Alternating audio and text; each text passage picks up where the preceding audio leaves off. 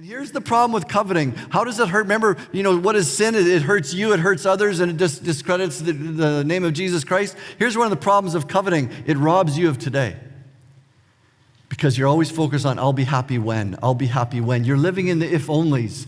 You got like a binoculars, if only, and that's where you're living. You're missing what's happening today.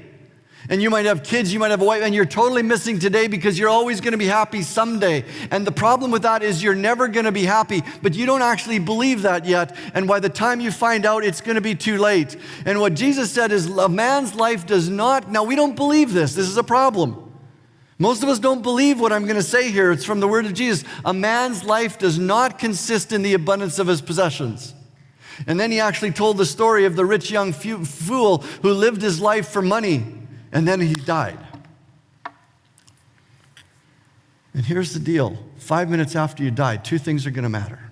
Your relationship with Jesus Christ, your relationship with other people, and how you leveraged your money, your wealth, whatever God gave you to further his purposes. That's the only two things that are going to matter. But one of the reasons our world defines happiness or defines purpose in life as just being happy is because they think that this world is all there is. God says, frees us from that.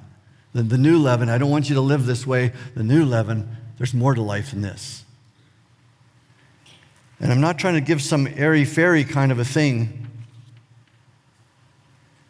but that changes everything if I'm living primarily for the next life.